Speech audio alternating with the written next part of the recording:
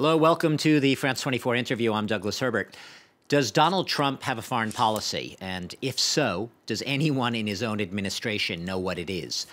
The answer to both questions is no, according to several White House staffers who attended a recent brainstorming session on how to sell Donald Trump to America. Now, speaking to Politico magazine in the U.S., these staffers quoted the White House communications director, a man named Mike Dubke, as saying, "There is no Trump doctrine." Now, Trump's lack of ideological coherence has left many, both inside and outside the U.S., scratching their heads, including some of those watching from this side of the ocean. Even the specialists, including my guest today, Martin Quencez. Welcome to our studios. Thank you. Martin, you are a fellow in the German Marshall Fund, based here in the Paris office, and that is a non-partisan, correct me if I'm wrong, a non-partisan think tank, really, that focuses on cooperation and policy innovation between Europe, North America, exactly, including the U.S. You've been watching everything very closely here, and I want to quote to you something that a British journalist wrote earlier this week, last week, after Trump ordered a cruise missile attack against a Syrian airfield, a story we've all been talking about. He wrote that, quote, "Trump only acts when a tragedy hits primetime television." Another foreign policy expert in the United States called it the CNN doctrine. Do you agree, or is that being, in your opinion, a little flippant? Is it really that simple? He watches television and reacts. He doesn't think things out in advance. Right. I think there's an element to it. I think that what we saw last week in Syria is really a kind of impulsive or emotional response to the chemical attack. The fact that several times before the missile strike, Donald Trump talked about these beautiful babies that were victim of the attack. The fact that Donald Trump's son declared afterwards that the images themselves, the images of the victims, played a major role in Trump's decision to have a military response. This is all confirming our idea that, well, there's not really a big strategic plan, but there is more of an impulsive kind of a direct response to what he sees. Now, Donald Trump and some of his advisors would like to portray that as being unpredictable, kind of creating some kind of a strategic ambiguity that would actually benefit the U.S. foreign policy as a whole. Obviously, as you said, especially for the allies or the partners of the United States, the problem is when being unpredictable becomes being incoherent. And this is interesting because, you know, Donald Trump has told the Fox News network in the U.S., comments there, that he has no plans to enter Syria. That is, he has no plans as of right now for further military intervention, despite those missile strikes.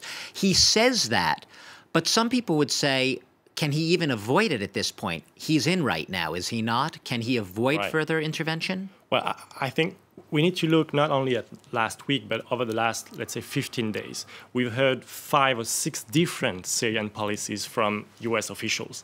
On March 30th, the U.S. ambassador to the UN, Nikki Haley, said that, well, basically, Assad should stay, more or less, or can stay, and the priority of the U.S. in the region. That was before the strikes, the missile. And after the attack, the chemical attack, then Assad has to leave. Then after the U.S. strike, General McMaster said, well, this is just a minimalist strike. The National Security Advisor. The head of the NSC. This is kind of a minimalist strike. It doesn't mean that we're going to do regime change. Our priorities are still fighting ISIS and terrorism. Now, Rex Tillerson, the State Secretary, is in Russia, will talk about Syria extensively with Lavrov and potentially with Putin. Apparently, this will not happen.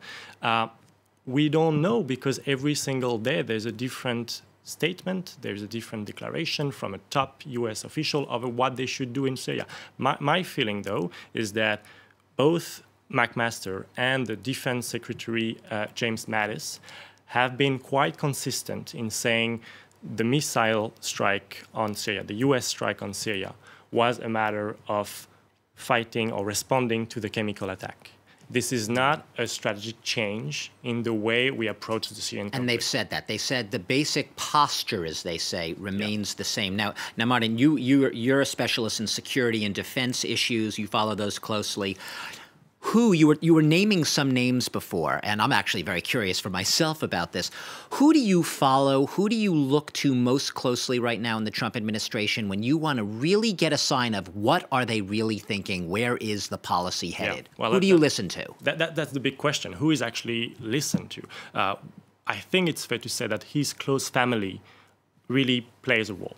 Right, and then when Eric Trump says that my sister Ivanka was shocked by the chemical attacks, was shocked by the images of these children victim in Syria, and she came to her father and talked about, I think this is something credible. It's really the family, his own family members, his daughter, his son-in-law saying, Dad, absolutely, this is horrifying, you have to do something. Now we know that there are clashes within the administration between different teams, let's say. So we have the Steve Bannon kind of big ideological team at the White House. We have people like McMaster or like Mattis who have different views and maybe more kind of views of an establishment on foreign policy.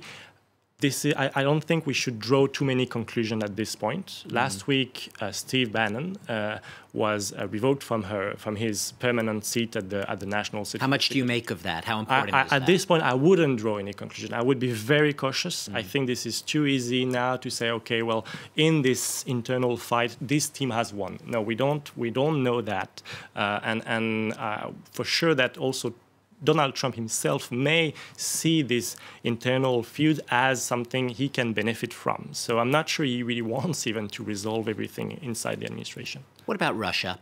You mentioned Rex Tillerson. He's been in Russia. He's holding talks. And where's that relationship going? Because it seems that a few weeks ago, everyone was talking about a possible reset, rapprochement. Right. Suddenly, it seems like the friction, the mutual distrust, it's all back. Is this all a game?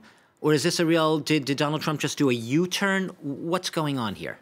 Again, I don't think there's a U-turn. I don't think there's a strategic U-turn. Donald Trump says, I am flexible, which means I will react more or less to what's happening, and I don't necessarily have a big plan. Now, it's true that when Rex Tillerson was named as State Secretary, we thought, okay, well, this guy has received an order of friendship from the Russian government. He knows from Putin. From Putin himself, put it on his lapel. And he knows Putin himself. He could be a potential vehicle for a rapprochement. He could be someone who could help a reset between Moscow and Washington. Now he comes to Moscow. He will probably not meet Vladimir Putin, which would be a first, actually, for a state secretary for his inaugural visit to Moscow, not to meet the president. By the time this goes to air, this program, exactly, they may have in fact met, so we'll stipulate that. We don't know. But at this point, what we heard yesterday is that the Russians said there's nothing in the diary of the president. There have been questions about that, so it's already an issue. Exactly. Now, will there be a big change? I think that what Tillerson comes to Moscow to do now is to say we have leverage over you, which the Obama administration didn't. Because we have had this strike on Syria, we can actually talk to you and we can say you have to change your policy on Syria and you have to change your support. Yesterday, the leaders of the G7 met, and the point was to give a mandate for Tillerson to go to Moscow and to say, well, we are not only talking in the name of the United States, we are actually, I am in a way representing the position of the G7. We will not implement new sanctions over Russia, that was the decision, but we all agree that the future of Syria cannot be with Assad. But briefly, let me just ask you this. I'm Vladimir Putin. I'm sitting there, I'm listening to this. This U.S. Secretary of State shows up in my office telling me who I should support and who I shouldn't support. Even if I was going to back away from Bashar Assad, and I don't love the guy, I am now going to dig in my heels because I will not let the U.S. dictate to me, and I do not want to look weak. Absolutely. So that's why this can't be just a stick there. There must be some kind of a carrot for the Russians to feel that they're not only submitting to what Washington says. However, the declaration of Rex Tillerson yesterday and this morning have been quite clear. We want Russia to change its policy on Syria. So they also, I mean, they put themselves, the U.S. administration put itself in a situation that if he comes back to Washington with no change whatsoever from the Russian leadership, this would be also a sign of weakness. Very briefly, we're running out of time. Very core Trump supporters have been very, I guess the word is, aghast at the Syria strike. They thought that they were getting an America First president in the White House, someone who would look to America. Right. It's not about Syria. Has he gone back on that America First pledge? Has he actually betrayed that promise? As one columnist put it, is he veering? Does he have no consistent foreign policy? Is he just a series of wildly conflicting impulses that vary from day to day? Well, I don't. That's my point. I don't think that we are witnessing a change in the America First doctrine, or whatever you want to call it. I think that indeed the president is someone who will react to events, but the America First doctrine was never about being isolationist, as sometimes we heard during the campaign. It was about being a nationalist foreign policy. So it's a narrow understanding of U.S. interest in the world. If the president considers that it's in its interest to stop chemical use in Syria, he will use forces. He will use it. But there's never been an idea that there would not be a military intervention over the next 4 years. Okay, one word, because we're out of time here. Am I being biased? Am I editorializing if I say Trump's foreign policy doctrine is whatever Trump says it is when he wakes up in the morning? I think there are a few core elements that have been consistent over the years in Trump's vision of the world. So we should believe in that. Now, yes, there is a really kind of impulsive element in the way he sees the world. Impulsive element. We're going to have to end it there. We still don't have a coherent strategy, but Martin Quencez, you are a fellow at the German Marshall Fund here in Paris, security and defense issues, and you, like the rest of us, have been watching and trying to figure out what Trump's foreign policy is. And for now, I guess the jury is out, no verdict yet. Thank you for watching the interview here on France 24. Thank you.